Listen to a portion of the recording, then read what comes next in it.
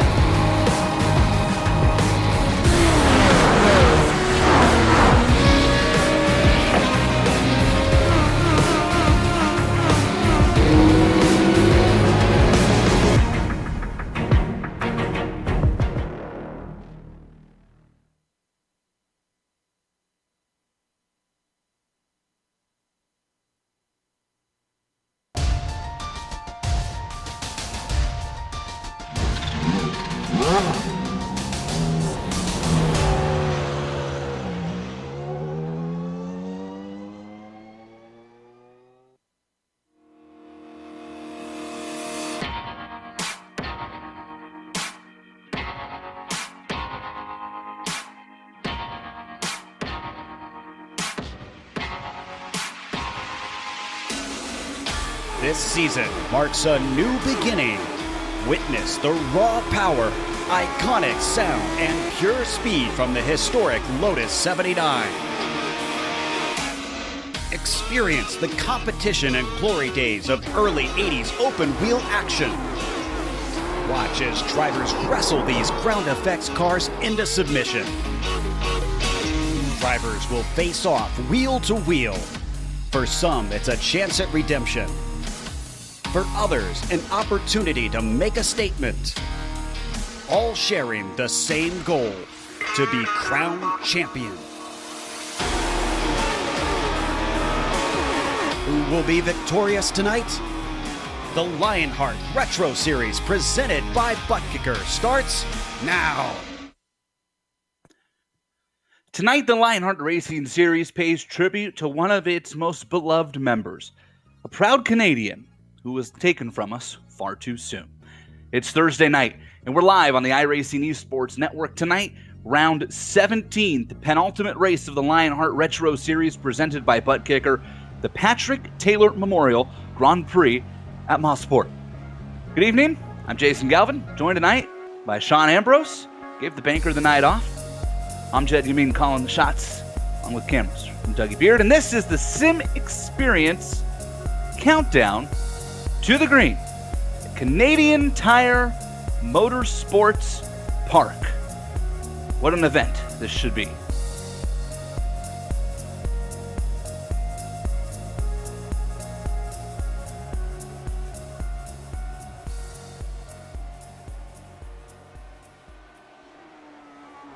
All right, we've got Amjad Yaman in the GSRC Lotus 79, so let's do a lap around Motorsport.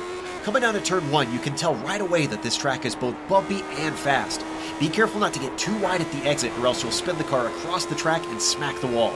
Then comes Clayton, which will offer very little chance to react if something goes wrong ahead of you. You're absolutely flying through this blind bend, so running in traffic will be nerve-wracking. After that, you hit Quebec, which really opens up on the exit, so getting to the right line and getting to the power as soon as you can will be critical through here. Keep it flat to the floor down through turn 4, but hold the car to the left and try to keep her steady over the bumpy braking zone. Throttle control coming out of Moss will be make or break. It dumps you onto the long Andretti straight, so drivers that know the limit of traction will be finding those extra few tenths. And that's incredibly difficult in a car with this much horsepower coming out of a turn that slow. Climbing back uphill, expect the draft to play a part in the racing with the big hole this car punches in the air. Once you come to the last crest, stay to the left and swing it into the S's. Passes will be possible around the outside, so watch for drivers to try and hold on and then claim the apex for turn 9. Be wary of the inside curb around White's Corner, and as you bring it to the line, we've now finished a lap around Motorsport.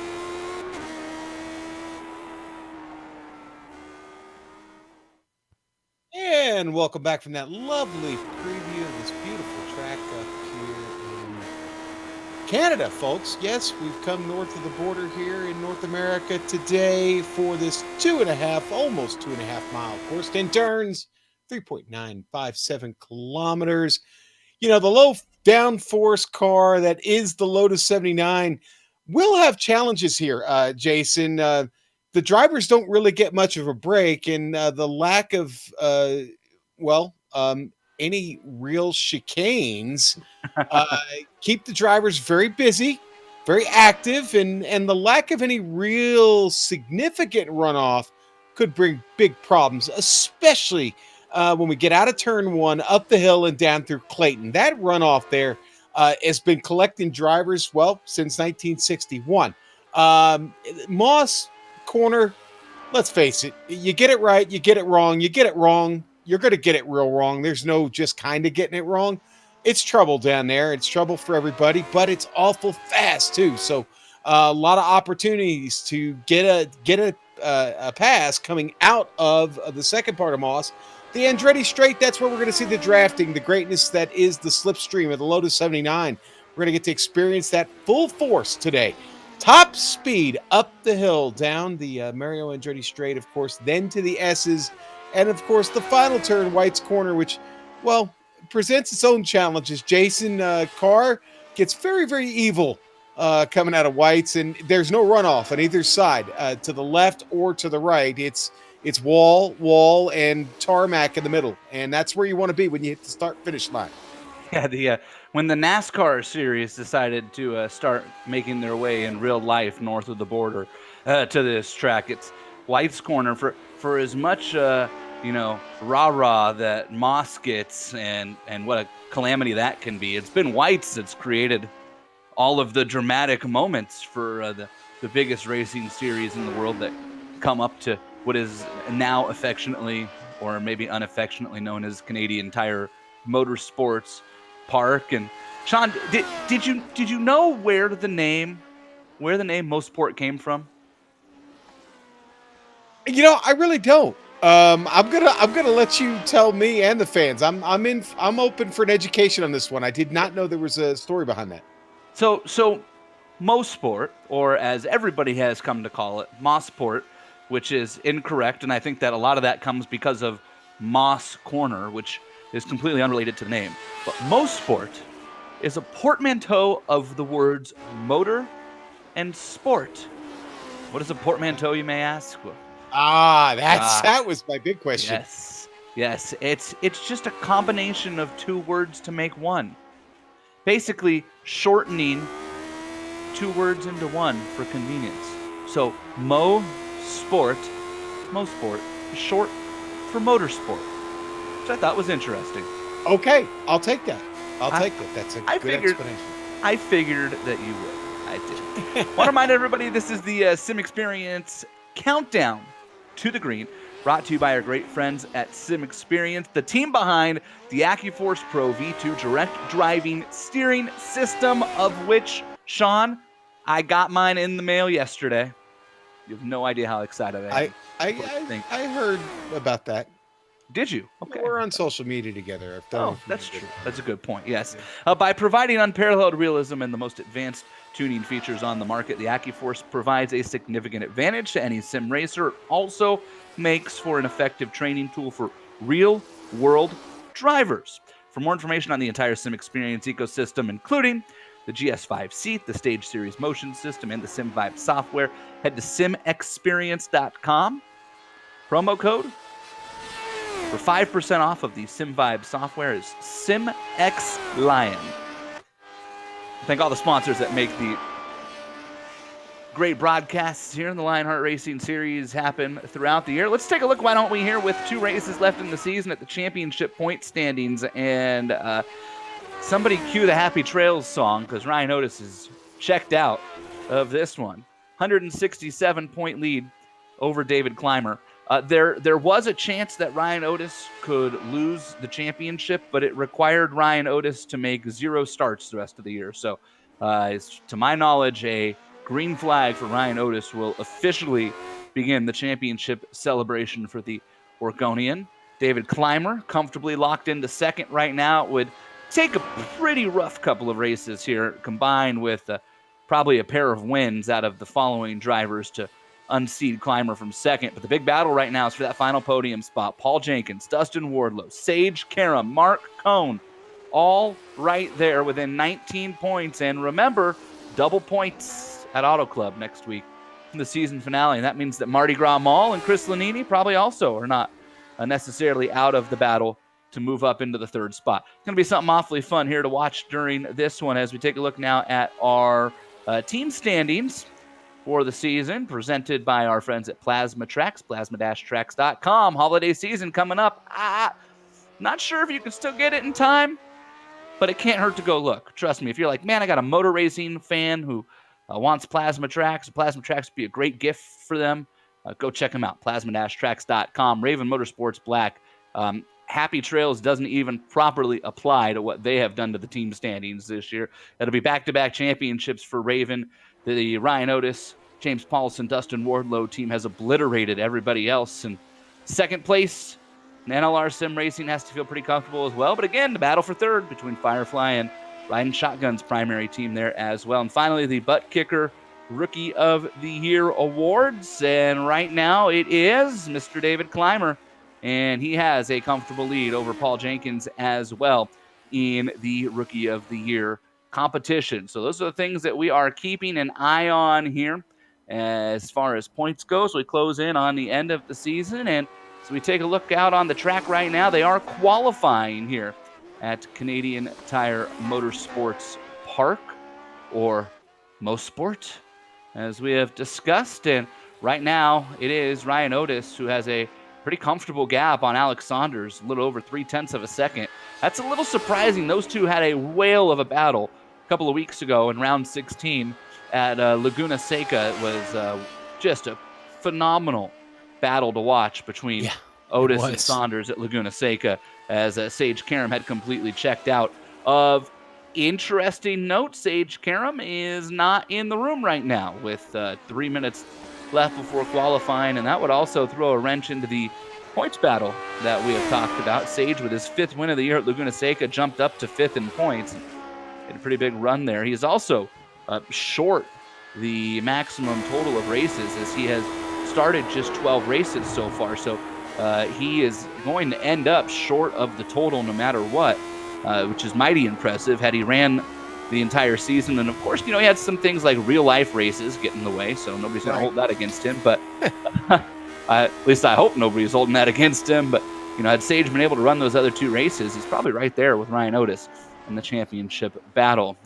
Right now, it looks like Aaron Morgan's sitting there in the 3rd spot. David Clymer's 4th, and Mark Cohn, who won a practice race. I know he's pretty pumped about that. His first win in a practice race on a road course here in the Lionheart Series. Sits in 5th right now with 2 minutes left in qualifying. And as you can see, these cars really scoot around this track here. 1 minute and 7 seconds for a quick lap time.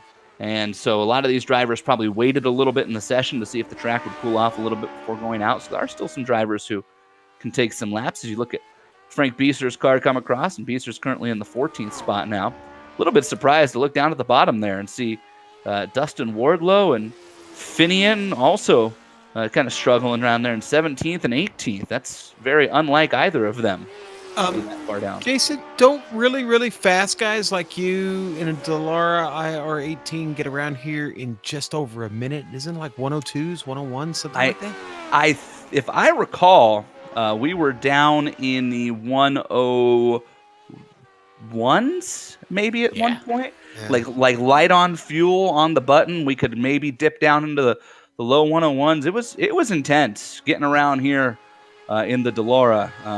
And I'm humbled that you call me a fast guy, but on a road course, look, I'll take it on an oval, but on a road course, if I run around in 9th or 10th, then that's like winning the Indy 500 in real life to me. So I seem to remember a former Lionheart champion named Jake Wright that was flirting with a 1 flat here several years ago when we were doing some testing here, and scary. Yeah, fast track.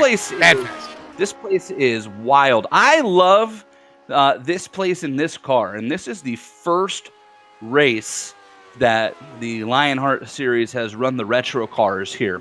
But I love this car in general, and it is so twitchy, and that's what I love about it here. I actually think that this track plays into how aggressive you have to drive this car. This is a car that will bite you if you are not aggressive enough, believe it or not. This car wants to be driven hard, and if you are too light on the throttle, or you lift too much, or you don't put enough wheel into it, it'll take you for a ride. And this track is a whip the car around type of track. I think it's going to make for a incredibly fun race here tonight as we get ready to grid these cars on up. Why don't we take a look at your starting lineup for the Patrick Taylor Memorial Grand Prix at Motorsports. And starting grid brought to you by our friends at Butt Kicker with Ryan Otis on the pole. The only car in the 107s at a 107.782. Alex Saunders will start on the outside of row 1. Mark Cohn, Aaron Morgan, row 2. David Clymer, Dustin Wardlow. There's the lap we were waiting on from the Candyman to get up there into row 3. Travis Jagerlener and James Paulson, row 4. Chris Reagan and Dean Mardi Gras Mall in row 5. All right, I'll get row 6. It's Ryan Corns sitting there, the Canadian, the number 28. 11th, Chad Dalton. Going to start 12th, row 7. Scott Holmes in the number 67. Chris Lanini back with us tonight. He'll start 14th, row 8. Frank Bieser. Paul Jenkins in the number 35 will start 16th. Row 9, Finian Ducana, the number 94. And Jorge Anzaldo, my good friend George. He knows I'm messing with him. Row 10, Adam Young. And Thomas Ryan. Love that dude. He's been around a long time there, Jason. Yeah, and Tommy didn't turn a qualifying lap, and neither did Ricky Harden, but it's been fun to see them back this week running some practice laps here. They were part of the group that really made the IndyCar series take off and led to the Retro Series. See a couple of stragglers back there as well with Mike Rigney and Robert Bloom. So I don't know if they are actually going to start or not. I would imagine Robert turned some practice laps. I'd imagine that Robert is definitely going to start this one in honor of his good friend, Patrick Taylor. Of course, we're running this race in Patrick's honor. We lost Patrick a couple of years ago, and many of us, I was on the admin team at the time and worked closely with Patrick on the incredible postseason yearbook that Patrick and George put together. And I got to tell you, got mine right here. I got to tell you, I am looking at mine too. I can still tell you the spot I was in when we found out Patrick had passed away suddenly and unexpectedly. And he was young. He was in his 30s and took care of his parents. And he was just, when I say genuinely one of the nicest people. You know, a lot of things get said about people after they pass away, especially if they pass away at a young age. Nothing that you'll hear from anybody in this series about Patrick Taylor is a farce. He was the real deal. He was as nice as they got, as genuine as they got, always checking in on everybody, cared about everybody, loved this league and this community. And I still miss him every day. I know many of us still miss him every day. I cared about him so much. I run a Patrick Taylor memorial sticker on my real race car because he meant that much to me. And I know that I'm not the only one in the series that does that as well. So this race tonight's dedicated to Patrick. We sure miss him like crazy, and we're glad that everybody here is along for the ride in this one. Let's take a look at the onboard cameras that we have here as we get ready to take the green flag, and we do have 3 of them. George Anzaldo is sporting the Patrick Taylor Memorial onboard camera here in this one, and I can't tell you, Robert and Patrick were probably the closest friends in the league, but George was right there with him as well. Ryan Otis, the points leader and soon-to-be champion, and the Clipping That Apex onboard camera will start from the pole, and the Candyman, Dustin Wardlow, sporting the Plasma Tracks on board as well as the cars make their way down the Mario Andretti straight into the S's on the pace lap here. And in through whites, the pace car will peel off, and Ryan Otis will bring us to the green flag along with Alex Saunders. So glad you're spending a Thursday night with us here in the Lionheart Retro Series. 51 laps coming your way from Motorsports, and the green flag is out on the Patrick Taylor Memorial Grand Prix.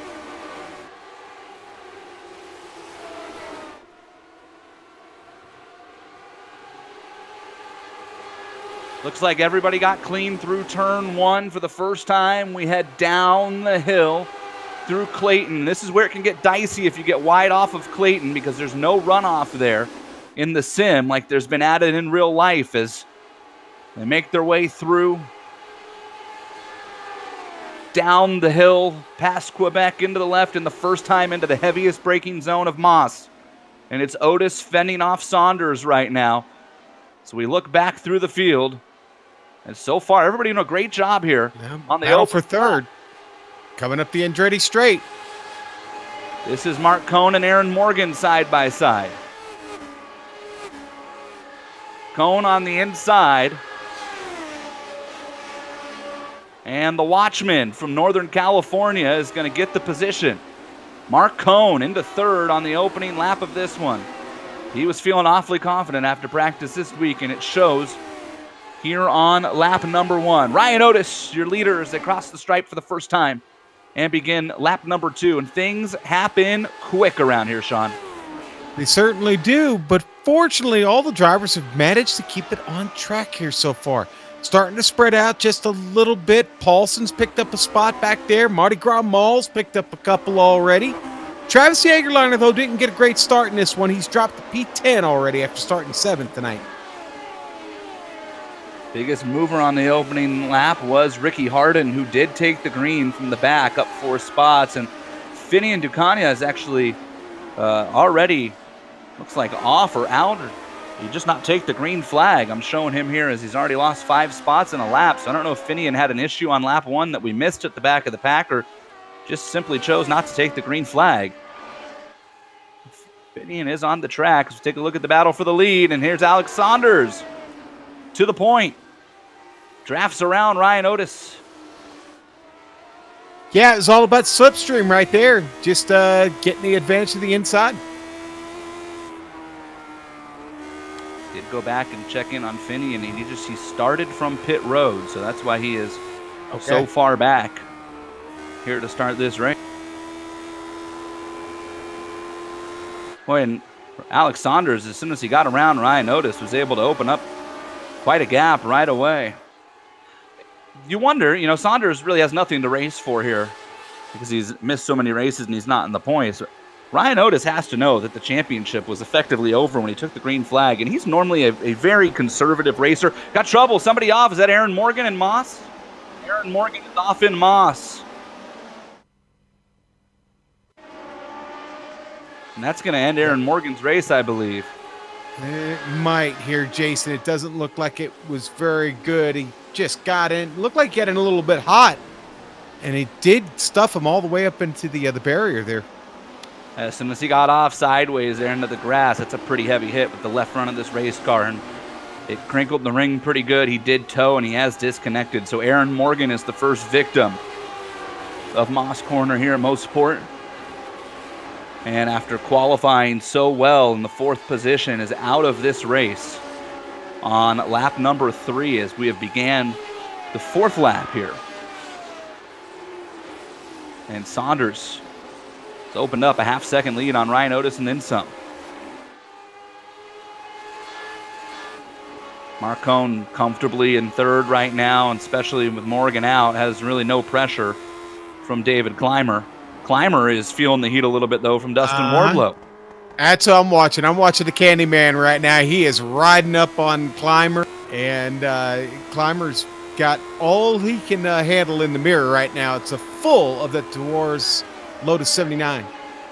Finney Ndakanya is also retired from this race after starting from pit lane, so 2 cars out early.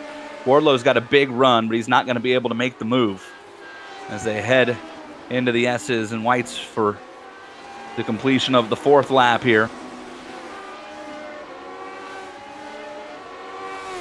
Had a chance on Sunday to spend some time with Dustin. He lives here in the same city I do, out in Bakersfield in California, and he and I have both just been so busy. It's been hard for the two of us to get together of late, and I know that he has not been able to get the laps in lately that he wants, but he's very good at this track. He was good at this track in the IndyCar, and he is really an excellent driver in this Lotus 79 and the retro car as well, as they chase it through Moss. And Wardlow had a really nice run on Clymer there. Last time he closed in just a little bit too late down the Mario Andretti straight. We'll see if he can get a better run this time as that draft kicks in about halfway down. Boy, David Clymer almost got into the grass there. Wardlow's going to, again, get there, I think, just a little bit too late. This is the best battle on the track right now. Make me kind of jealous talking about hanging out with Dustin. I've been here for over a year and a half, and I still haven't come down and hung out with you guys. I feel kind of bad about that. So. It's only like a 2-hour drive, bros. It's actually 3 for me. Is it? It takes me 45 minutes to just get off my mountain. Yeah. So, yeah. Well, when you're the king of the castle, that makes sense. The doors are always open here in Bakersfield for you. There's no invite needed. All right, Cadillac under pressure here. Dalton's got Ryan Corns really there. Scott Holmes, Chris Lanini. This is actually a big 4-car battle going on right now. Chris Lanini is actually a teammate of mine over the IndyCar side, Sean, and he sent a message in our team chat just before this one started, and he said, I know the eyes are going to be up front, but you guys are going to have some fun racing to watch here in the middle of this pack because there's so many of us that have pretty much identical pace. And well, he's not wrong so far. From Travis Jaegerlener in 9th, really from Chris Reagan in 8th back to Frank Bieser in 15th, you're looking at 5.5 seconds. Corns gets by Dalton there in Moss.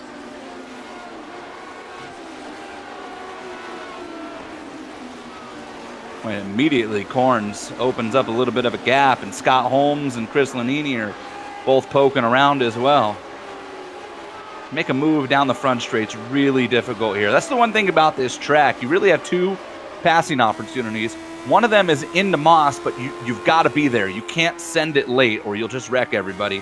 And the other one is at the end of the Mario Andretti straight. And if you get a passing opportunity in any other corner, it's usually because the driver in front of you made a mistake. Either that or you're probably forcing the issue. And, that's kind of frowned upon. You've never forced the issue on track. What? No. Nobody's perfect. I've had some regrettable moments, indeed. Hey, let's go back to P15 because I think Bieser's about to lose this to Ryan. Ryan's going to continue his climb up the field. He's bringing his teammate Harden with him back there. He's Harden now. Say that. Yeah. A couple of unacceptable drivers, in my opinion. Ricky Harden and Tommy Ryan, if they start running again in the Lionheart Series, everybody better watch out. They are both plenty capable of being competitive, winning Just to races. say it right now, they're a couple fast old rednecks. That's a period. So. Pretty good way to describe the two of them, indeed. I'll never forget pretty sure it was my first race in the Lionheart Series at Homestead. And Tommy Ryan should have finished in second and disconnected coming out of turn 4 to the checkered flag. I don't think I've ever felt so bad for somebody than to spend 140 plus laps running around in second place. I could think of another race where I feel bad for somebody, and you were involved in it too, but we're not going there. It was a long time ago. I was going to say, was I leading from when it happened? I'm not even going to comment anymore. So and was it in the car that we're watching right now? No, it was in the IndyCar, actually. Oh, okay. We're going to have to talk about that one later, I guess. I was thinking Indy in the inaugural year of this series when we wrecked 8 cars coming to the line in 9th place, won the race. Okay, the list is long. It is long, yeah. Well, all right, so Saunders, though, listen, you know what? I think Otis is just really just biding his time to a couple of pit stops here. I don't think there's any real racing going on between the two of them competitively right now. I think they're just putting down the laps, if you know what I mean. Cone, on the other hand, back there, has done a decent job of actually keeping himself pretty far ahead of David Clymer. Maybe not on the last lap. He was about a half second slower, but Cone's done a pretty good job here of holding on to that third position since we got started almost 10 laps in now. And they are telling us. Oh, Jenkins just had a problem. Paul Jenkins. Ooh, a big problem, too. He's hurt. Oh, yeah. The back of that race car is not going to be very happy the rest of this race. Oh, boy, is it Beeser that got into him? Oh, it is. That's tough. Well, yeah. So, Beezer got into him. He was already spun, though. Yeah, that's what I'm saying. Yeah. Jenkins went around. That's like a no-win situation. Tommy Ryan did a great job missing, and then Ricky Harden was coming, and I think Jenkins was just trying to get out of the way, and Beeser had already committed. Yeah. He's gonna want. I think he's not more than just wing damage. Actually, Beezer. I think he's actually got suspension damage. He's bringing his car in. And Jenkins, I think, is just gonna have rear wing damage, but that's so much rear wing damage, and I'm not sure he's gonna be able to hang on very long.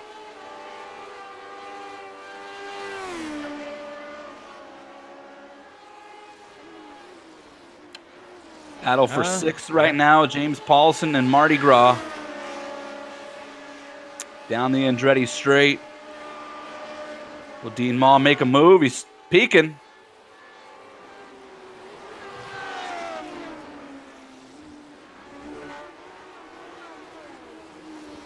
Oh, what's wrong with David Clymer? Oh, David Clymer spun. He sure did, Jason. He sure did, buddy, and he did it right in front of Dustin Wardlow. Wardlow just misses him, man. I mean, Wardlow had to get on the binders hard. Boy, the plasma tracks onboard should be a good one here.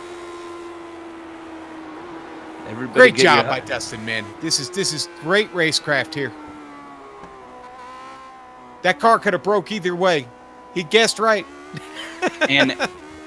And even worse, the car that Dustin's driving could have snapped too. This car does not like quick twitch movements like that, and Dustin Wardlow was able to avoid it. I've got a package of Huggies baby wipes I'll be sending Dustin's way after this one. You have lots of those, I'm sure. Well, you know, when you have a 1-year-old. Yeah. There's a couple good battles shaping up here. We're looking right now at this is P5 between Paulson and Mardi Gras, and right behind them now, Clymer has Chris Reagan climbing all over the back of him. Although I would imagine Clymer's actually going to pull away pretty quick and probably insert himself into this Paulson and Mull battle.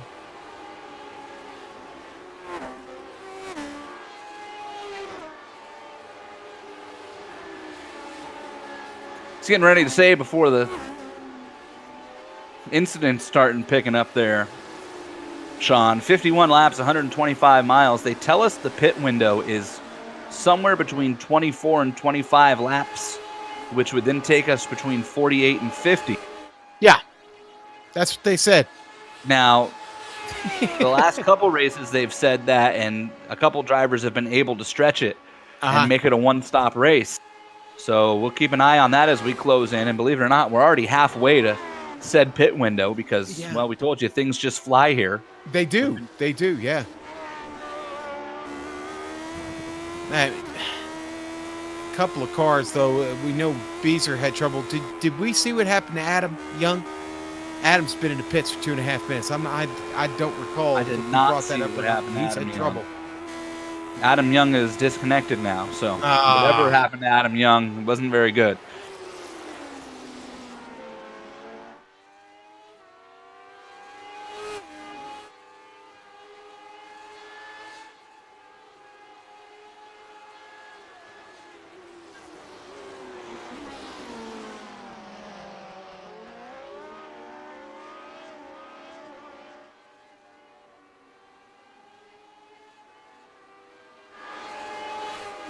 We're going to look at the 9th position. Travis Jagerleiner dropped back early on after qualifying in the 7th spot and regained a position. Right now, he's sandwiched in between Chris Reagan and Ryan Corns. Hey, I found out what happened to Adam, by the way. Do tell. Poor guy. Back on lap 10, he got in a little hot coming over the hill there in Clayton, and it just ran off, and it ran off right down the hill into the tire barrier, and he stuffed that'll it. happen. Yeah, that'll happen. You know, there are many fine folk out there who, you know, we just got the updated version of Lime Rock here on iRacing with all the runoff room, and they want a similar update here at Motorsport. I like having this one, personally. I love that you're on the edge in every corner, and you know, there's no forgiveness for mistakes, so to speak. No, there's not. There really is very, very little, and so easy to get, especially in the Lotus 79. So easy to get wing damage here, Jason. I shouldn't have to tell you that. I mean, you clip a couple of these curbs like down a Moss somewhere, you're gonna bend your wing up, and I was just looking at Chris Reagan. He's got a little bit of. I think on the left front of his wing, or a couple cars throughout the field have all got a little bit of damage on the wing. Yeah, the car in front of Ryan Corns is a Jagerleiner, and he has some damage on the left front of his wing as well. Battle for third as Dustin Wardlow has made a move around Mark Cohn. That happened at the end of the Andretti straight. Yeah, it was all about slipstream, but you know, it did kind of seem a little bit like Mark let him have it. Maybe Mark was just kind of exploring for a few laps up there, seeing what it was like riding in third, and just kind of gave it back to him. There's the lap comparison on screen.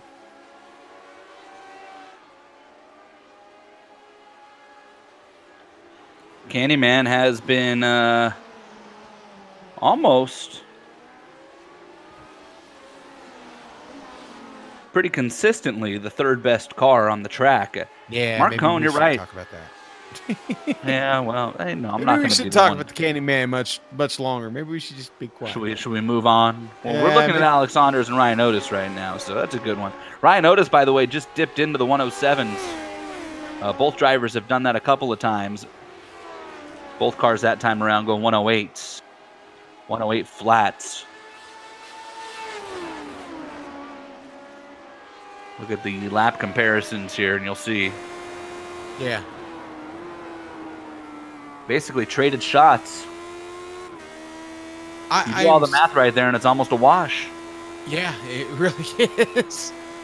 But at least I don't profess to do any math on air here. It generally doesn't work out well for me, Jason. Look, Sean, here's the deal. You know, a wise man once told me never let the facts get in the way of a good story. Okay. Just roll with it, you know? Okay. I'll take that advice.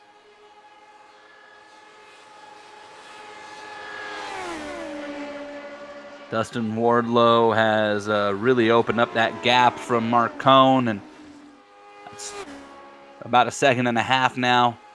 James Paulson's another 4 seconds back of Cohn. That's the 5th position. Mardi Gras Mall and David Clymer are neck and neck right now, and that's probably the closest battle on the track right now for 6th and 7th. And I tell you what, another one that I'm looking at here as we roll on down through, but Ryan Corns is 0.2 of a second behind Travis Jagerländer as well. So, and here's a look at the battle for 12th. Chris Lanini, Chad Dalton, and Tommy Ryan continuing his march through the field. Lanini just got by Dalton on the Andretti straight back there. Again, another slipstream move in the Lotus 79. But boy, I'll tell you what, Dalton really tried to block him off right before they got to the S's.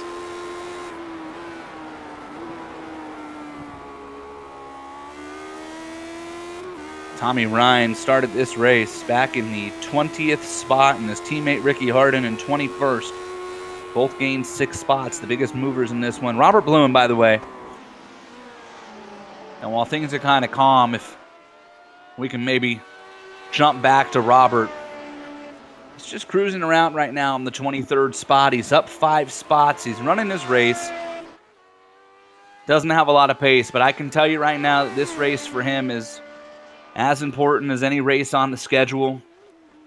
You know, Robert from British Columbia, province of Canada, and so is Patrick. Robert Bluen attended Patrick Taylor's memorial service on behalf of the members of the Lionheart Racing Series. They were dear friends. I know that Robert has stayed in contact with Patrick's parents, and Patrick's mom checks in from time to time. I've emailed her before.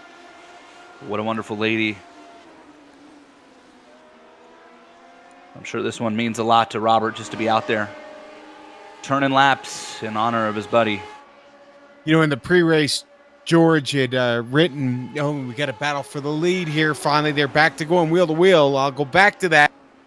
Otis took a look. He stuck it in there and then, well, backed out of it. What I was going to say, what I was getting ready to say is George had written about the fact that how Patrick used to greet everybody when they joined the team speak. And that's always one of the things I think about, because I back then I used to be able to practice with you guys quite a bit. And I always loved practicing with him because he had a very distinct way of how he, a very Canadian way of how he said he was getting off or getting back onto the track from a pit stop. And I always remember that, and I always kind of mock it still, the whole pitting out thing. Just, you know, it was very Canadian, but it was very unique to him. And again, the guy was just so friendly. Like I said, the way he greeted everybody when you came into the team speak room. Hi, how you doing? Yeah, really, you know, I can't say enough good things about him, and you know, hopefully everybody tuning in tonight understands, you know, how much of an impact he made on the league members. And you know, especially, like I said, I was fortunate in what I think are some of the formative years of this series to be part of the admin team here, and you know, help build it into what it has become. And Patrick was as instrumental in that and had as much of a vision as anybody, and really worked hard. You know, it takes a mountain of members, you know, to put this league together. As Robert Bluen's had some issues and is towed off the track here. You know, it takes a lot of effort to put this league together as we look at what happened to Robert Bluen. I just ran it out wide there. Maybe did it on purpose. He yeah, it looks like he was just done. Still great to see him out there turning laps in this race, though. Yeah, absolutely. You see Frank Bieser has also parked it, and it looks like Paul Jenkins has also had a little bit of issues, although he's still on the track and now goes around Bluen for the running spot there. So that rear wing has really affected Jenkins' run, as he is all the way back now. Yeah, I think Paul's going to – I think he's just going to run out to the pit stop, to be honest with you, at this point. I thought he would come in when he got the damage, but he comes around for another lap here, and Jenkins going to keep it going. He's 13 and a half seconds behind George at this point. So he's definitely tail end Charlie right now, but pit stop's going to be coming up soon. That window is here. Yeah, the window is rapidly approaching here for Alex Saunders and Ryan Otis, and you wonder if Otis, you know, tries to get up there and take one more run at Saunders before they hit pit road. there's not a lot of time at this track necessarily to be made or lost on pit in and pit out because they are both so short. Pit in especially. Pretty much run through the S's as you normally would, and then you set up for the final corner on the track in whites almost identically. You just, instead of getting back to the throttle, you stay heavy on the brake and woe it down to get onto pit road, and then same on the exit. You come out of the exit into turn one and, pretty much wide open. It dumps you out and sets you up right away for Clayton. And with these cars especially, because you're probably not changing tires. Changing tires doesn't really benefit you in this car particularly. It means the tires are already going to have some heat on it, so you should really be able to come out and attack Clayton pretty well, as to where in some of the heavier stock cars and sports cars, and even in the IndyCar, your pit out lap, you kind of had to tiptoe through Clayton. You couldn't just hammer down because the tires are cold, and if you got a little bit, too wide or you missed your turn in on cold tires, it would just send you sailing, and that would be the end of your race. So it'd be interesting to watch how these guys get off of pit road and are able to attack. But unlike a track like Laguna Seca where the pit delta could really swing because of how unique pit out is at Laguna Seca, you're probably not going to see that here. And Laguna Seca was a track where we saw a lot of positions change hands during the pit stops. I'm still keeping an eye on the progress Tommy Ryan. Now, he's got Lanini in front of him, and it's I'll tell you what, it's close. It's real close. This could be it. I think Tommy's about to make that move. Did Lanini let him go? Did he move to the outside and let him go? He's going to or plan to try and cross him over. I don't know, but Lanini just moved out of the way. Let him come on in.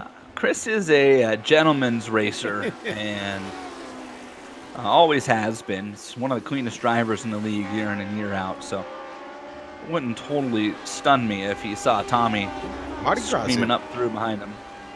Mardi Gras Mall is in. Indeed, Mardi Gras partying on pit road. It's a quick stop too. In and out just like that. First car to pit. And I'm here to tell you right now, Sean and I have already professed that we're not necessarily going to back up any of our mathematical statisticals in this one. But I can assure you that if you pit on lap 23, you're not making it to 51. That much I feel good about. Okay. I mean, that's just simple. 23 times 2 is 46. That much I can do. I've got a calculator in front of me, but I could do it. Calculator, what's that?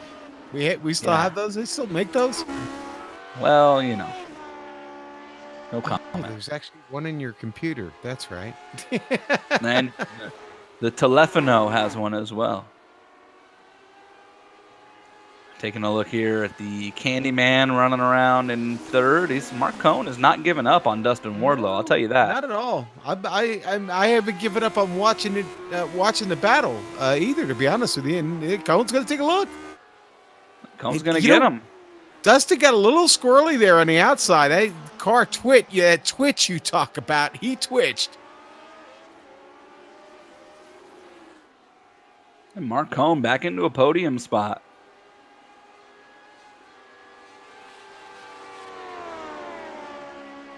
I wonder if it does either of these two any good to split the party up here. I don't think so. I think they may be stuck to each other's strategy here at this point because honestly there's so much distance between the leaders and the cars behind them fighting. It's like I don't know. Well, I think you still got to get one more lap here, I think, to be able to go the distance. I don't know. They're on 25 now. I think you would be good here because they did run the full pace lap. So you can complete lap 25, coming to 26. I do believe that will make you good to go as far as fuel goes. I'm very interested now why Mardi Gras came to pit road because, literally nobody else has pit yet. No. Something just happened to Chris. Chris Reagan's had trouble. The 19 car has towed to pit road, and this one. Clayton. This one's pretty brutal. Oh, and that thing was around early. Boy, he was chasing it and chasing it, and then Lord Goodyear got a hold of him. And then just backed it right into the tires. Lord Goodyear's pretty unforgiving. Here's another look. This car's around awfully early as we look at the onboard. Well, I mean, he was chasing that thing like a midget around Chili Bowl. Saunders is in. Here we go. The dominoes start to fall. Wardlow. Boy, Ryan Otis stayed out. He's going to get another lap. So Saunders and Wardlow are in.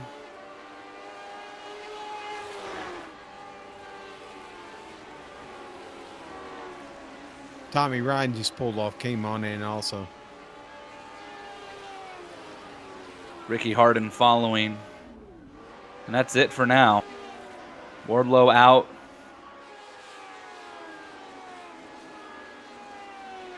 Well, Saunders made it an awful quick one. We'll have to see now. Alex Saunders was on pit lane for 27 seconds. He had a 9.5-second pit stop. It's actually ended up being about a second longer than what Wardlow's pit stop was, which is interesting. Although the deltas worked out to be the same. And here's Ryan Otis. The leader is in. Your championship leader and pole sitter is in. And a plethora of cars should be following. Otis is out. Now where's Alex Saunders? Here he is. Boy, and Ryan Otis, that is brutal. Paul Jenkins ends up right in front of him. And Jenkins does the right thing and gets out of his way, but the damage was done, I do believe. Wow. That could not have worked out any worse for Ryan Otis. Well, he's got a bit of work to do now. That's over a second and a half, yeah. Yeah, that gap was less than a half second for most of this race and is now up to 1.6 plus. That is crushing. And Paul Jenkins didn't really do anything wrong there. No, he didn't. Just unfortunate. Bad timing. Wrong place at the wrong time. Mark Cohn, meanwhile, was able to gap Dustin Wardlow pretty good on the pit stop as well. Cohn now with a 1.5 seconds advantage over the Candyman in the battle for third.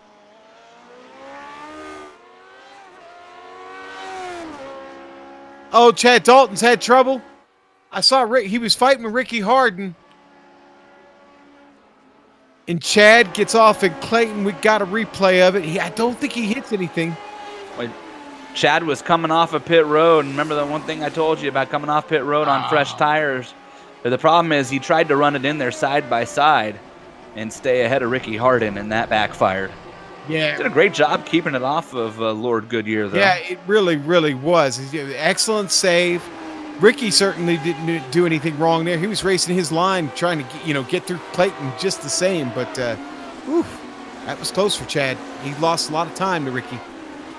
A little over 5 seconds now. But James Paulson on pit road. Boy, he really stretched it out. Should be able to short pit here. That's your last car to make a pit stop. What did he do to stretch that 27? And Mardi Gras back on pit road. Did Mardi Gras have problems? I think he did. Either that or he realized that he made a fatal mistake with the early pit and just called it a day. Taking a look to see what happened to Dean Mardi Gras Mall. Running up inside the top 10. And oh, wow, that's a big wreck for Mardi Gras. Lap 26 coming down the hill into Moss. Yep. I happened to catch it right about the same time. Wow. There it is. That is spectacular.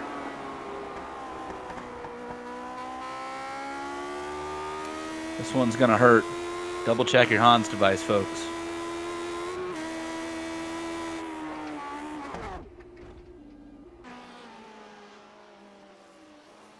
I don't think he's going to make it.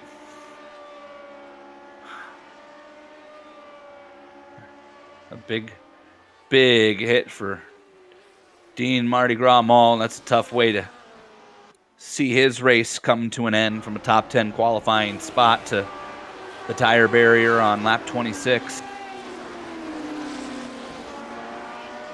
Meanwhile, back up front, Ryan Otis trying to chunk into Alex Saunders' lead. He knocked a 10th off last lap and a 10th off this lap.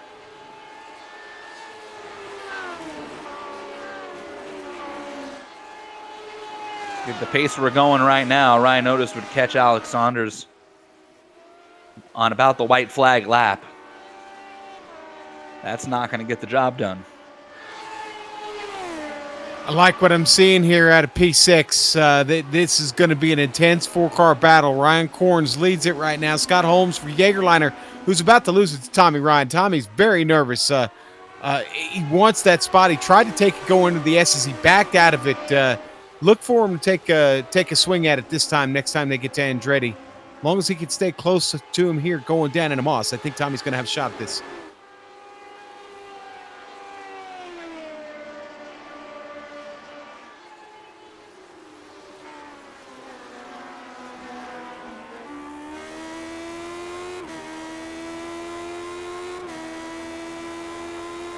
I'm bored with Tommy right here.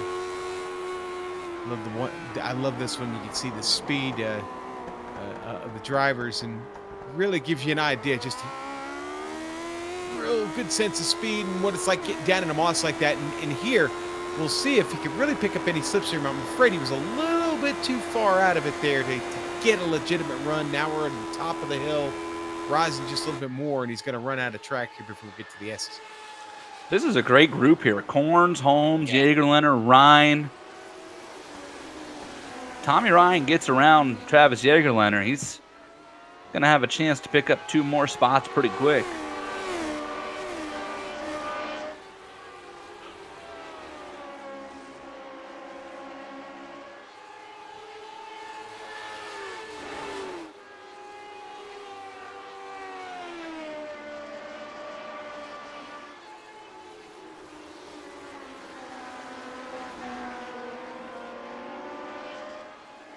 It's the best one we've got right now, Jason.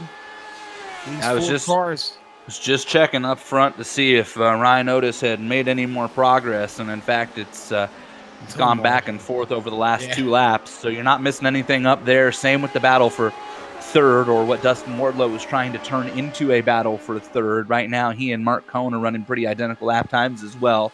David Clymer, when we say he's in no man's land for 5th, I mean, he can't see anybody in front of him or in his mirror right now. He's out there running time trial laps. He's hot lapping, yeah. Safety rating up. So this is it. 6th on back from Corns to Ryan. That's 9th. All separated by less than 2 seconds right now. I think Tommy's struggling with the dirty air now, to be honest with you, because he's rode up on Jagerliner several times now, and then backed out of it when it's because he's just run out of track. So I don't know. The issue I find, or always found here, dirty air plays less of a factor as the spots where you can really gain, like Moss, for instance. If your braking point is much later, and so that's where you're gaining a lot of time, it's hard to maintain that late break into Moss when you've caught up to somebody, because you don't really want to dive it in there very late, but it's also hard to maintain that aggressive braking approach. And Tommy's got a big run this time. I think Travis Jagerliner is going to let him go. He does. Yep. Moss is a very tricky corner for multiple reasons, and it's hard to change your routine through that corner.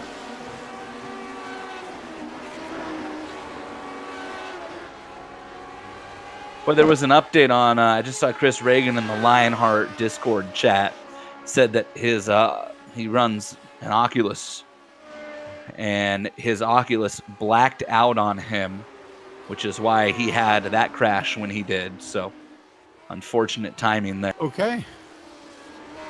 The lead is starting to come into question here. 18 laps to go. Alex Saunders is now only leading by 3/4 of a second. And that last lap around, Ryan Otis chunked off 0.6 of a second. In fact, Alex Saunders slowed down to similar times of Mark Cohn and Dustin Wardlow. So, not sure if he got distracted or, the cat came in the room or what, but Alex Saunders lopped off a pretty slow lap by his standards, at least. Ryan Otis continued making low 108 laps and has really eaten into the lead. And that clipping, that Apex onboard camera, I'm starting to have the feeling Ryan is starting to, he's starting to reel in his spirit animal, the Lotus 79, and Saunders is going to have company soon, real soon.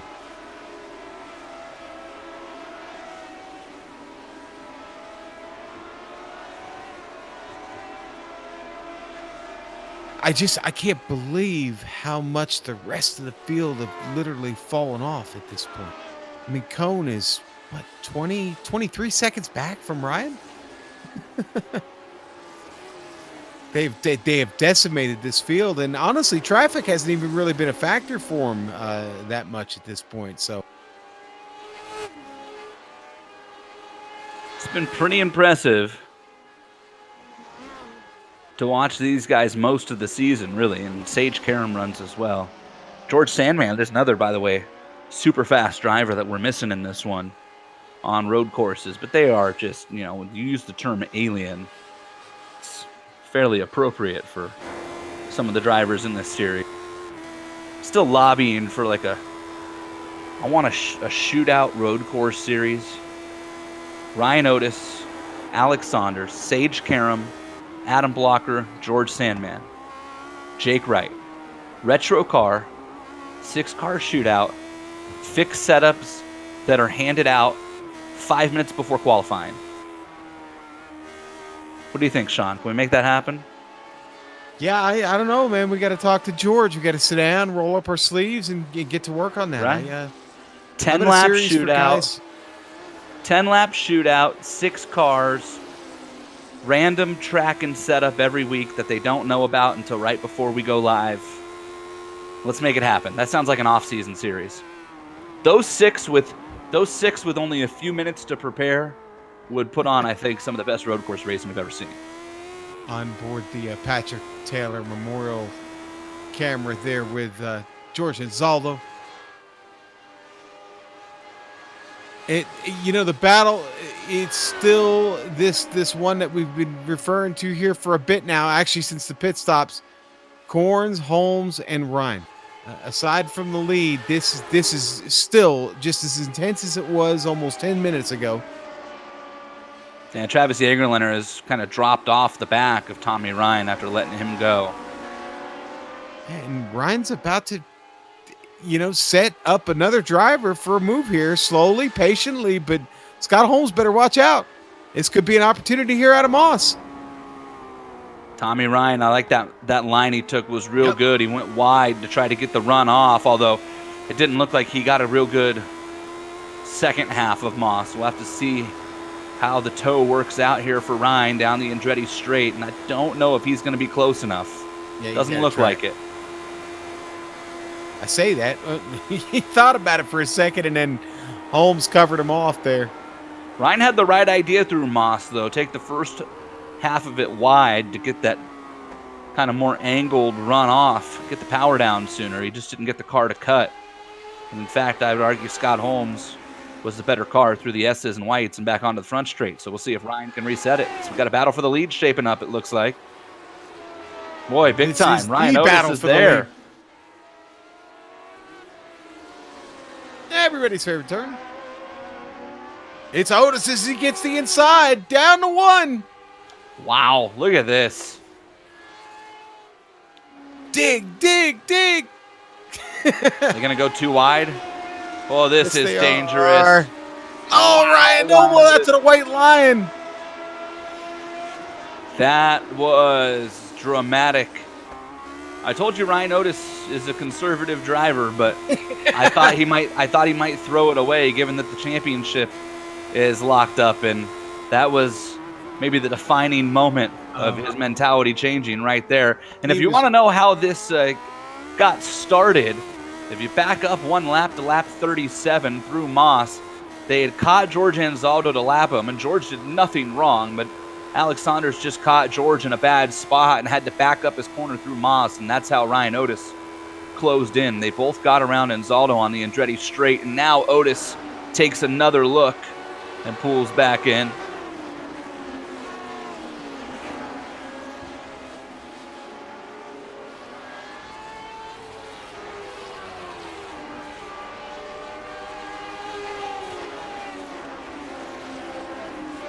Oh, Chris Laney's just had a problem. I hate to see that for Chris. He was all by himself, too. Just, Clayton. The brakes got him, man.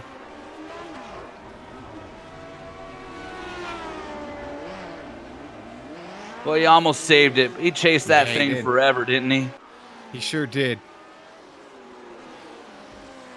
He ultimately did save it. I mean, he didn't hit anything. Alex Saunders?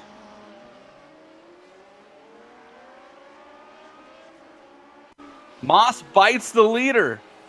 Alex Saunders. It really did. And you know what? We were talking about Harden taking that wide approach. He runs it a little wide, runs it maybe just a little too wide, gets it up over the curb. And boy, Ryan Otis did a phenomenal job not driving into Saunders. Otherwise, they both might have handed Mark Cohn a victory here. And Ryan Otis has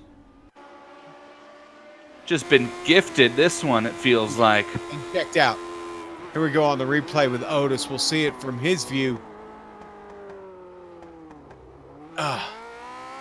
Well, he knew he was going around. All he needed to do was get on the brakes there. He had a good chance. But like you said earlier, Jason, this car doesn't like jamming on the brakes. No, so it obviously a lot of skill by Otis there and probably a decent set of pedals. Otis with trouble and loss. No! What are we doing, boys? George Anzaldo's just like, what is going on? Right? Get me out of here. Yeah, he doesn't want to be anywhere around this. I'm just trying to finish a race here, guys. Otis did a good job hanging on to that, I got to tell you. That could have been a lot uglier. Well, yeah, and Saunders gains very, very little by that mistake. So, his advantage still Otis is going to come across. 11 to go.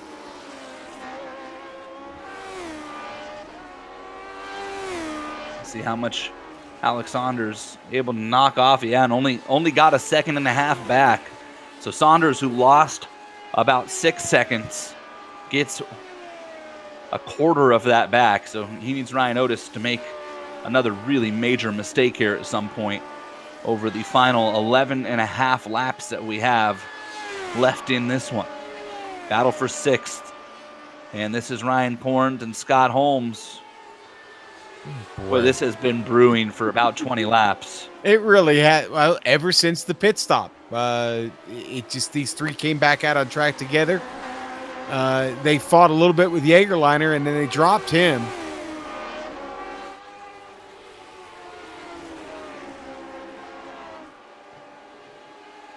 Yeah, it's been anything but a quiet second half of the race for these three. I still think Tommy's got another couple positions in him here. I'm not giving up on him yet. He is our biggest mover of the race, hands down. Although his teammate Ricky back there in 10th, he's picked up 11. So, yeah, I'm not giving up on Ryan yet. He might have a couple more in him here.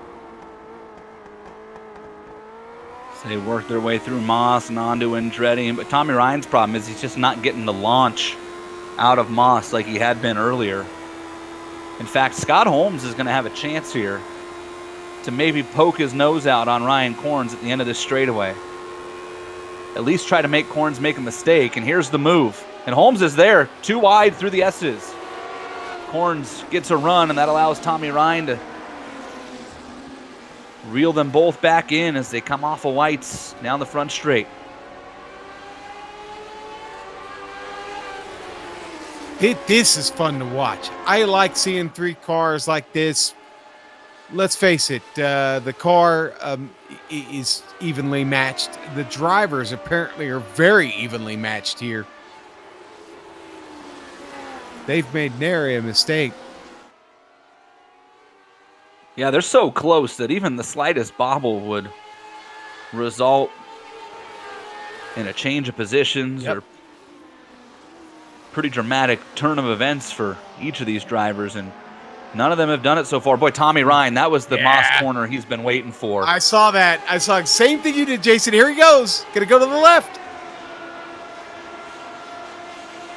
Boy, the problem is Scott Holmes has Ryan Korn's draft. Yep.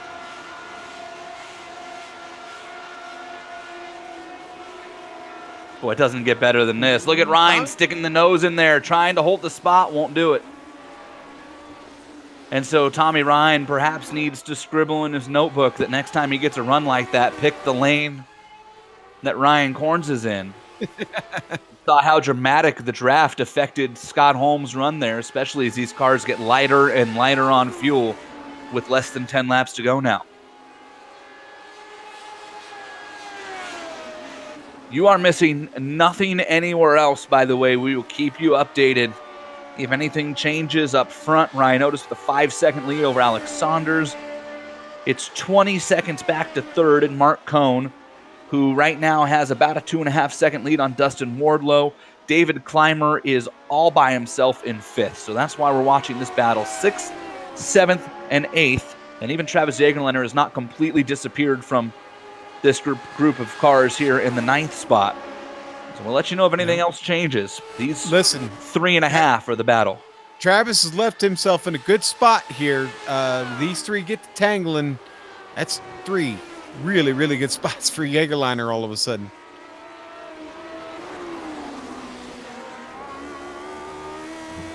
Boy, Scott Holmes gets through the S's and whites so good, but he can't do anything with it.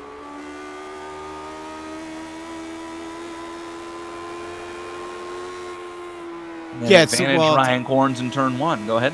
I was going to say it's. Whoa! David Clymer was off. Clymer. And everybody picks up spots. Here comes Jagerlander around the outside of him as well. David Clymer goes from 5th to 9th with that mistake. Oh, that got super ugly. Yeah, and of course it happened in Clayton. I mean, that's where all the carnage has been today. Only a couple Tommy of Ryan, meanwhile, with a huge run. Sorry to cut you off there, Sean. Tommy's right next to Holmes, and this time he's got a nose out on him. Are they going to try to go 3 wide? Get out of here. Oh, boy.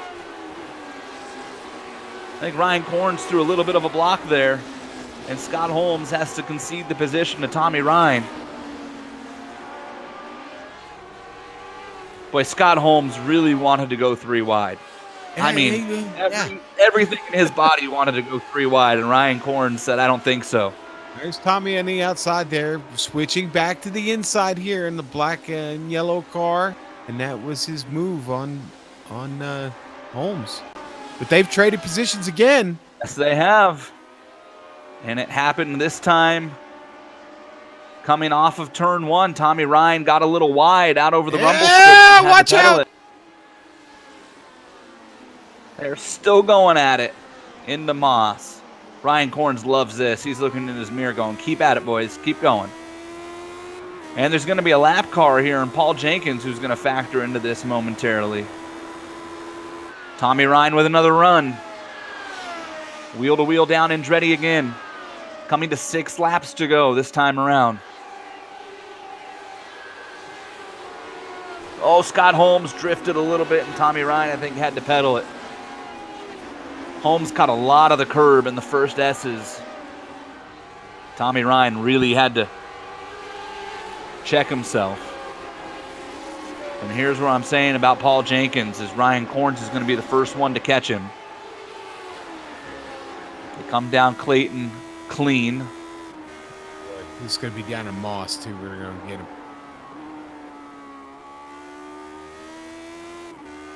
Get through Quebec. Down the hill into Moss, and boy, are you right about that. Ryan Corns catches Paul Jenkins just about the worst spot. Yeah. You know what? Great job by Paul there, though. Yeah, hanging on. Not getting rattled. Yeah, not getting rattled. Getting through Moss clean. That could have ended horribly. Scott Holmes trying to draft up on Jenkins here and get around him before they get into the S's, and Paul does the right thing and hammers the brakes. Except for he didn't do it long enough for Tommy Ryan to get through, and that's got to be just killer for Ryan. Not that Paul did anything wrong there. It just didn't work out timing-wise. Yeah, and Tommy Ryan, as a result, ends up about a half second back of the cars in front. I think Tommy has started to back up just a little bit. After that one moment he had coming out of the S's there where he had to pedal it, and it just seems like he's never been able to catch back up. That didn't help, obviously. Having to get by the traffic. Oh, wait a minute. Holmes just had a problem. He missed a turn there or something. Car was slow. Ryan might still have an opportunity at this yet. Well, four and a half. It's like he missed a gear. Alex Saunders. What happened to Alex Saunders? Oh, he's in the wall. Wow. Oh, Alex Saunders from second place throws it away. Boy. And you know, these race drivers never want to see Clayton again. Third or fourth car we've seen it was actually loose before it went off track.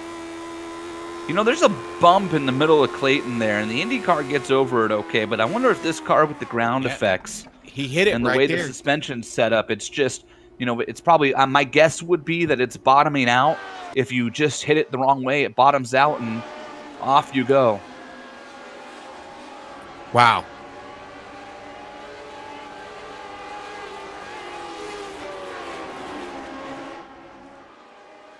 I see Alex Saunders already typing in the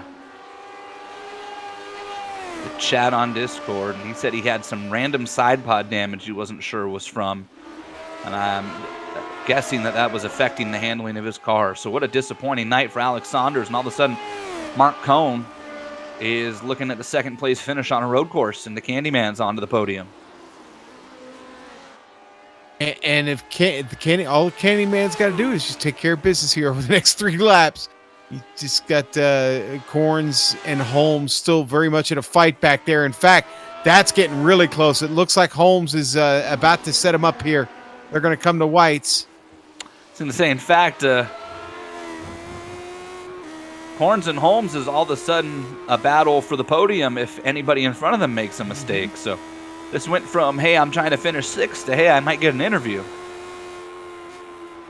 David Clymer is starting to reel in Travis Jagerleiner as well, and that's now the battle for 7th. We'll keep you updated on that. We don't want to leave this one. If anything changes, we'll let you know. You see who's behind these two? You see that yellow car? It's kind of creeped back into the picture. Back in, yeah. Got back down in the 108s last time, 108.7. Boy, Scott Holmes is right there. Can he get the power down is the question. I think he's close enough. The draft's going to play into effect here. And I tell you what, they're going to get side by side and watch Tommy Ryan just eat both of them up with 2 laps to go this time around. Get your popcorn out. Boy,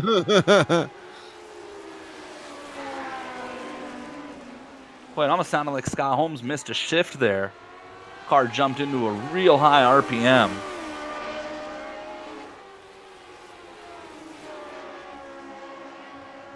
Ryan Otis, meanwhile, is just so far ahead. He has taken the white flag. Final lap for your champion.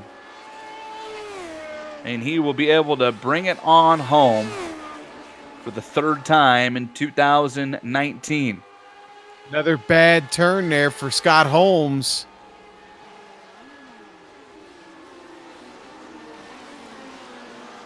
Tommy Ryan trying to undercut out of Moss onto the Andretti straight, and it doesn't look like anybody really got a great exit. Ryan Corns might have had the best, although here comes Ryan. Down the straight, Tommy Ryan jumps to the outside of Holmes, who's still using the corns draft. We'll break away from this to show you the checkered flag and then get right back as they go through the S's. Holmes hangs on. Look at that run. Holmes drifting and has to save it. Here comes Tommy Ryan. The chance to undercut down the front straight. He's going to do it. White flag for this battle. Tommy Ryan's going to get the spot into turn 1. They'll head off into Clayton, and we'll head back to our leader, Ryan Otis, out of whites for the final time. Your 2019 champion takes the checkered flag, and Ryan Otis wins. And Ryan Corn spins. Corn spins in Clayton. Corn spins. Tommy Ryan goes around. He's moved up all the way to the 4th spot. Tommy What a Ryan moment. up to P4, Jason. And Tommy Ryan sideways in Moss, and here comes Holmes. Chaos on the final lap. And you know what? Holmes had to get out of it so much. It killed his run at him. Oh, he's not going to have enough to get here. None at all. Mark Cohn has taken the checkered flag in 2nd. Boy, what happened to Dustin Wardlow? Dustin He's out of Wardlow out of fuel? Are you kidding? Dustin Wardlow's out of fuel on the final lap? This is for the podium. Tommy Ryan from dead last on the grid is going to finish on the podium. What is happening in Motorsport? What Tommy a Ryan. finish. Tommy Ryan to the podium. And redneck strip, Unbelievable. Unbelievable. Scott Wow. Holmes is 4th, and Travis Jagerlener salvages a top 5 out of that one. And the Candyman is out of Boy, fuel. Amjad, how many replays you got lined up? Let's start with Ryan Corns, and this is where it all goes downhill on the final lap. Corns ends up in 7th, but this essentially throws away a podium here. Clayton claims another one before the race ends. And Dustin Wardlow had to tow. Car stopped on the track. Oh, my. Boy, you know, Dustin Wardlow followed Alex Saunders onto pit road, and they were the only two to pit on the lap that they did. Yeah. And so you wonder if Alex Saunders would have had enough as well. That's interesting. Wow. Poor Candyman. Ryan Otis, meanwhile, celebrating his win and officially now the championship in the Lionheart Retro Series, although we'll hand out all the accoutrement next week at Auto Club. What a crazy finish to this one. What a night. The Patrick Taylor Memorial Grand Prix of Motorsport. And it goes to Ryan Otis. We'll hear from our podium, including what has to be a stunned Tommy Ryan, I would imagine, after a quick word from our friends here on the iRacing Esports Network. Stay with us.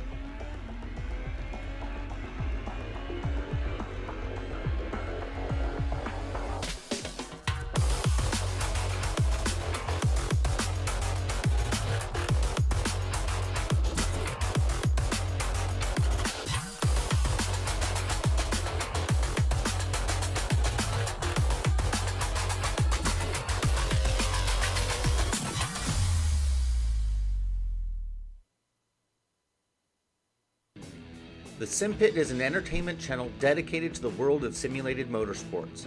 The Sim Pit is a leader in providing the sim racing community with news, reviews, interviews, DIY pieces, and instructional videos to make sim racing a better experience for all.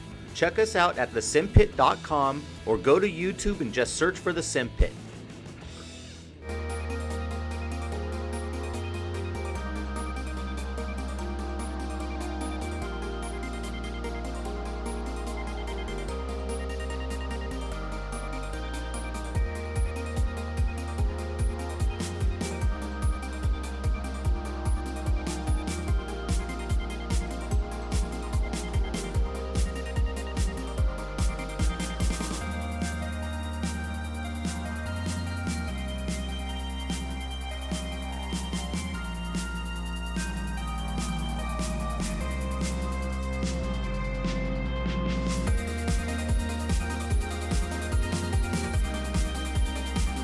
What a night! What a night! Here in round 17 of the Lionheart Retro Series, presented by Butt Kicker, the Patrick Taylor Memorial Grand Prix of Motorsport. And it has come to a completion here, and this is the post-race show brought to you by our friends at Plasma Tracks. I gotta tell you, are you looking for the perfect gift for somebody who's a racing fan? Maybe in time for the holidays? Maybe you got a birthday coming up? Maybe your wife loves decorating the house and auto racing stuff. If that's the case, how about Valentine's Day? You should head to plasma-tracks.com. They produce original racetrack wall art, motorsports trophies, home decor, motorsports fabrication. It's also available. Words can't do justice the uniqueness of this product. The only way to fully appreciate the artwork, see it yourself, but be warned, if you buy one, you're going to want an entire office full of them. Plasma-tracks.com is the website to see all of their great work.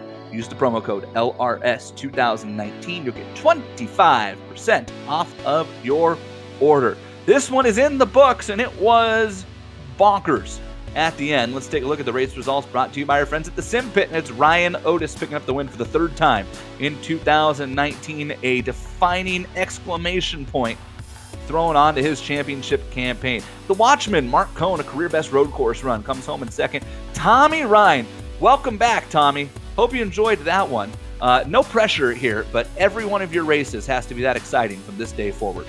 Scott Holmes comes home in fourth. Travis Jagerlander comes home in fifth. David Clymer, sixth. Ryan Korn's heartbreak would have been a podium finish. Spins on the final lap, ends at seventh. The Candyman, Dustin Wardlow, couldn't even complete the final lap. He ran out of fuel while running third. Speaking of heartbreak, comes home in eighth. Ricky Harden, great run for him, up to the ninth spot. And Chris Lanini, even with a spin, able to hang on for a top 10. All right, then we'll go back to 11th. It's going to be Chad Dalton. James Paulson going to finish lap down. So does George Enzalo there in 13th place. Paul Jenkins, 14th. Alex Saunders. Man, what could have been for him tonight? He'll finish 15th, 4 laps down. And all the rest of these drivers had some trouble early or just decided to peel it off. Mardi Gras Mall, unfortunately, just didn't get the result he wanted tonight. 16th. Chris Reagan, 17th. Robert Bluen, 18th. Adam Young, 19th. Clayton got him. Frank Beezer in 20th. Aaron Morgan, Finian, Ducana, and Mike Rigney round out your 23-car Lotus 79 field tonight. And Jason, you've caught up with an old friend of mine and friend of yours, and, well, everybody loves him, Ryan Otis. The champion, Ryan Otis. Congratulations, Ryan. I think that we can officially crown you the champion now. After this one, there's no way anybody can chase you down no matter what happens at Auto Club. And you did it in style. You got the win tonight. It was an interesting race from the pole. Gave up the lead early. He took a couple of shots at Alex Saunders, and then chaos ensued in the middle of that race. What was that like, trying to chase down Alex Saunders there in the middle of this one? Well, I tell you what, Alex did an amazing job at the start. I will say I struggle to drive this car in dirty air, and he just seems to be a master at it. He was able to stay with me through the fast stuff, and then got a good run after Moss Corner and ended up getting me. It got pretty nuts there in the middle. I felt like overall, kind of in clean air, I felt like I was kind of on average just a little bit quicker, so I was able to run them down after pit stops. But obviously, catching somebody and passing them is two different things, and we had some really good slicing and dicing there. That really was great fun. I felt, I saw he'd gone into Moss really fast a couple of times, and each time he did it, I was a little bit too far to capitalize, and then. Boy, that last one, he just went sailing in there and was riding it sideways all the way through. So I was just hoping not to hit him. And yeah, that was pretty much the end of that. But boy, that was fun. He did a great job. That was a blast. Sean and I had talked about it a couple times. You weren't the only driver to have somebody go around right in front of them. Happened in Moss a few times, happened in White's a few times. How hard for those watching this race, you don't have a lot of time in this car, especially in a competitive setting. Explain to them, I was trying to explain to everybody just how hard this car is to drive in wreck avoidance. It's not like the IndyCar where you can just whip it around. I mean, this thing is very finicky with the movements you put in. Oh yeah, once you kind of get it up on edge, it gets really sensitive, and it's really easy to upset the car trying to avoid somebody, and you just end up spinning yourself, and then it becomes a bigger mess for everybody else. It is really tough, especially when you're on the edge. I saw him really sliding sideways for what seemed like forever in front of me, and when he started the slide, I was going to go right, and I was going to go right and going to go right, and then I saw him kind of swing around just a little bit more, and he started coming right. So kind of at the last moment, I decided to go left, and ended up working out. But when I saw the slide start, I backed off a bunch, because if you're right up on the limit and you need to avoid something, there's just no options. You end up getting collected in it. Well, it's a great win for you. You're third of the season, and more importantly, you made a full-time return to the series this year, I think, with one goal in mind. And tonight, you officially complete and conquer that mission. You are the 2019 champion, in the Lionheart Retro Series presented by Butt Kicker will officially crown you next week. But you get to go into the final race of the year, and even tonight, I think I made a comment to Sean at one point. You made a move on Alex there in Moss at one point that I don't think you would have made had this been a 10-point championship battle. So it's got to be fun for you to be able to kind of roll up your sleeves, so to speak, and just go out there and throw the car around without much concern for how the championship standings will play out at this point, knowing that you're the champion. Yeah, that was actually a lot of fun. I made a few real sort of close maneuvers, and we were side by side there for a while. And when you're thinking championship, some of that stuff, maybe you back out of it, maybe you don't, maybe you press it. But in this instance, I was just kind of going for it. And he's a great driver, so I totally respect that he's going to hold his line, and I'm planning to hold my line. But things happen in close racing. But I was glad it all worked out. I think it's been a great season, really, overall. I think the difference for me, I think, was just doing better on the ovals and just trying to be smarter about working in traffic and knowing when to give up spots and when not to fight for things when it's just not worth it. So it's been a long year. It's been great fun. Really appreciate you guys doing the broadcast. And I just got to say, we all miss Patrick. I know this is the memorial race for him, so we're all thinking about him.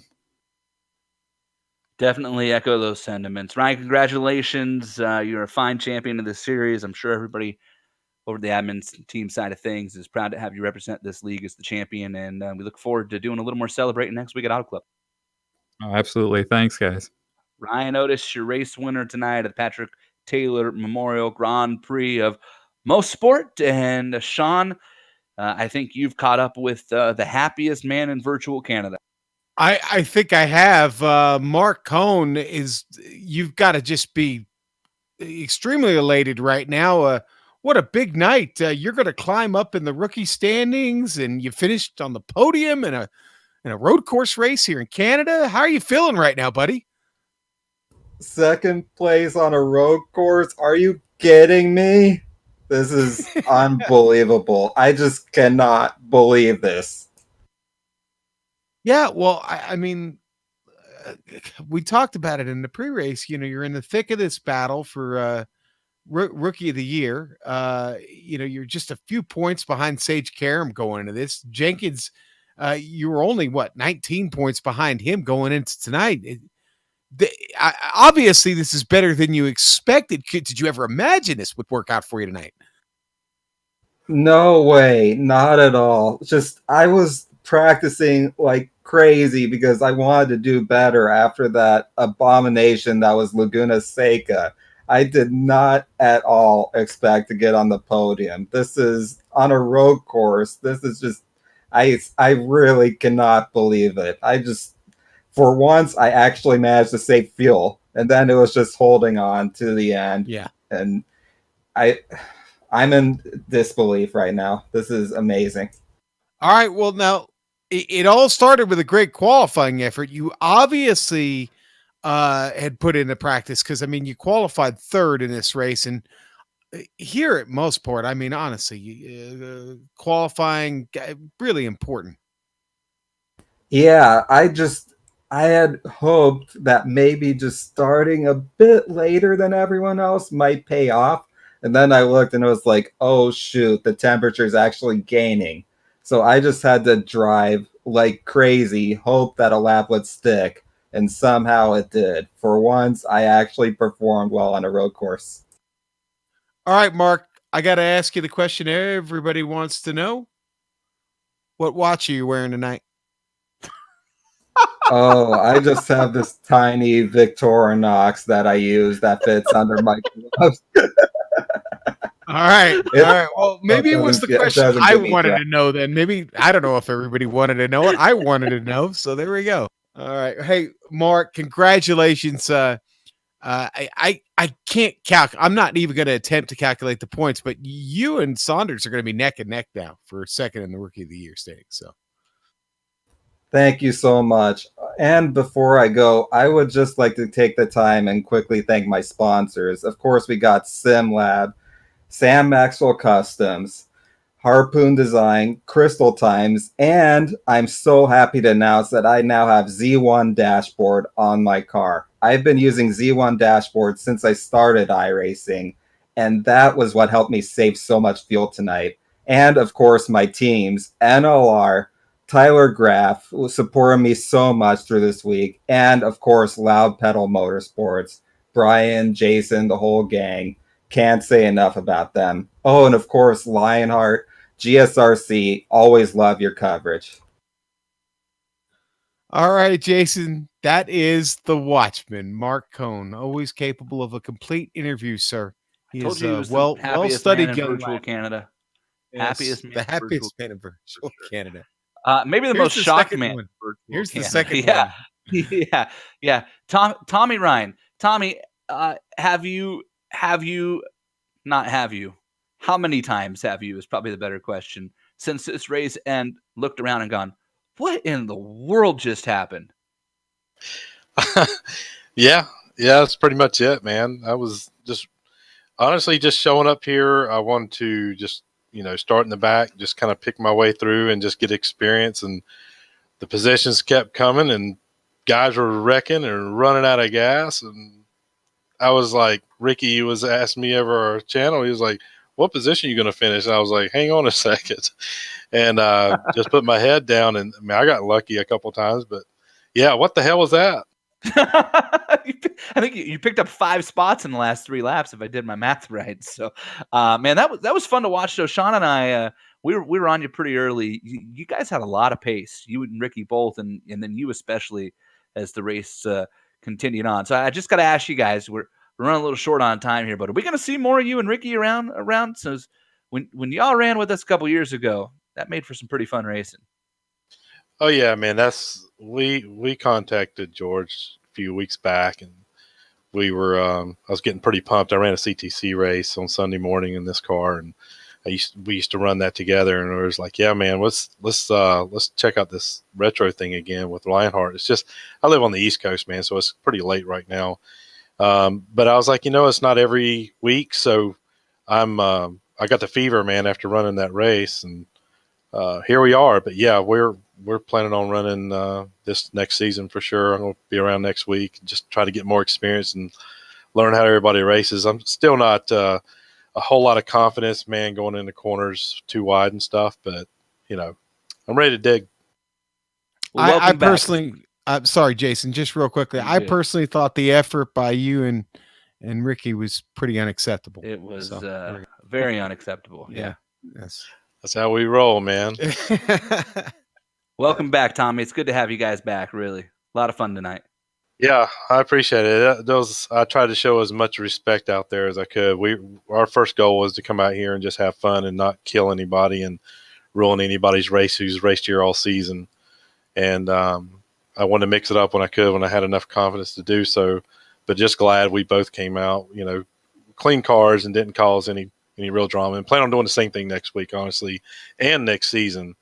That's how we race. We don't come in here and stir up and cause a shit show or anything. Sorry for the language, but just want to thank my sponsor, Northern Tool and Equipment, Patriot Fire, Coastal Safety Auditors. Great run tonight, Tommy. Tommy Ryan, good to have them back in the series with Ricky Hardin and the Unacceptable team here. And Sean, it is, yes, indeed. It's very, very late on the East Coast. I made the personal request to extend interviews a little bit tonight because I wanted to talk to the Candyman, Dustin Wardlow, because he had third wrapped up all the way until like the last half mile of this track. Oh boy, did he! Dustin, what happened to your fuel? Where'd it go? Well, I don't know. I think the cat that was jumping on my lap might have took it. It was an interesting last few laps, but I came really close to making that first stint. So close, in fact, that I thought, I'd be able to do the same thing and just save a little extra, on the second stint. So I went ahead and came in and tried to play it safe, and it just totally backfired. I wasn't saving or gaining any time at all. It just is what it is. I guess 2 nights in a row. So it's Brimstone's fault? Is that what you're telling me? That dang cat, man. Yeah. For lack of a worse word, all over the place here. It's all right. Tommy Ryan's already got the FCC all over us tonight. So. Well, yeah, I won't make it worse. Dustin, hey, it was a good run. Sorry about the way it ended, though, bud. Yeah, no problem at all. I'm glad that I got to come in here though and say something about Patrick. It just we all miss him. We all talk about him regularly. He was a guy that we all made a fuss over long before the tragedy. So we are everybody here is thinking about him tonight, and I just wish his family well still. And I'm glad it was an entertaining time for everyone. Amen, man. Amen. See you next week, Dustin. All right, guys. See you then. That's the Candyman. And Sean, I think we got one more person here, and I have a feeling this one will be less about the race tonight and more about the reason we raced. Yeah, George, how you doing, buddy? Brought you in, let you run free with it here. Oh, hi, Sean. Hi, Jason.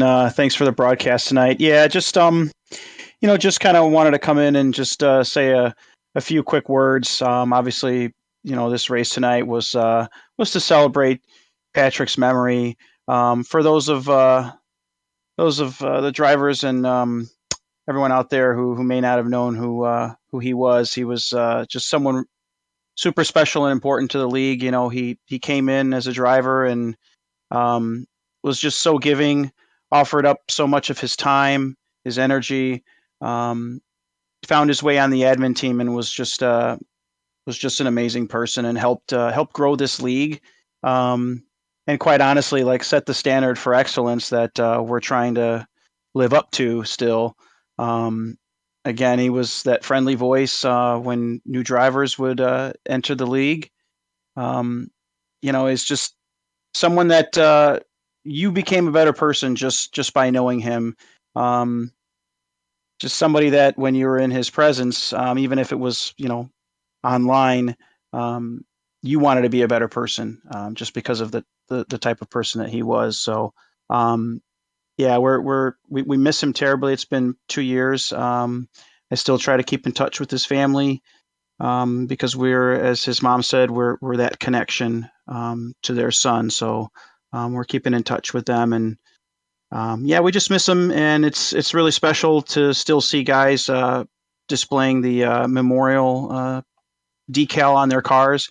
And even a lot of the guys who are new to the league, who didn't know him, but has they've heard about him, and so they're even, carrying on his memory. So that means a lot to us. He basically was everything that's great about Lionheart. Just one of those guys that once you meet him, you never forget him.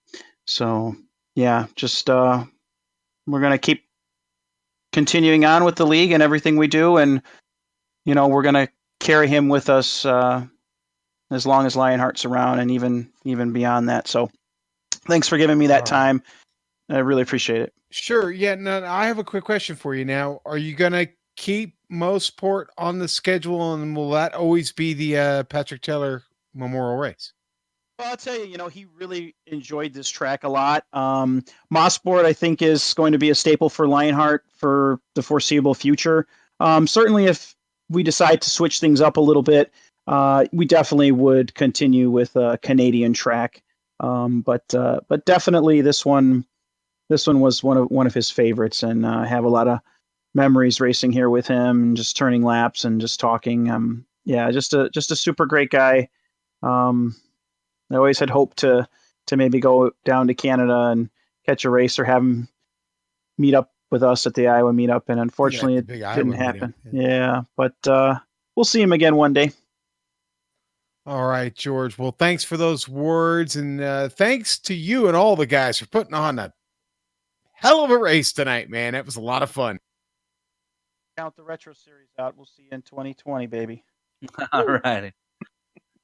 George Anzaldo right there, series founder, president, CEO, all of the above of the Lionheart series there. And I know that George mentioned, Sean, that Patrick's mom does still tune in to a good chunk of our races. I'm sure she's watching here tonight. So, Joanne, if you're out there and you're still watching, just know that everything we did tonight is in honor of your son and the impact that he made on all of our lives. And, man, do we still miss him like crazy. Unbelievable how much we miss Patrick Taylor each and every day. So God bless you and your family, and happy holidays to you. We hope that you guys are able to keep him in your memory this holiday season, and just know that your son was the greatest, and we certainly miss him here. So I want to thank everybody here at the Lionheart Racing Series, George and all the admin teams, the great sponsors that help us put this on, including our friends at Butt Kicker. If you're interested in Butt Kicker products, use the promo code LION25. You'll get 25% off your order with Butt Kicker, and you will not find a finer product on the market than the product that they make. Of course, all these great sponsors that you see here on the screen. Head to LionheartRacingSeries.com. There's more information available on all the sponsors of this league, and the league really does its best to support each and every one of them. We appreciate that these companies take their time and money to support this league here. Of course, we mentioned George Anzaldo here at GSRC.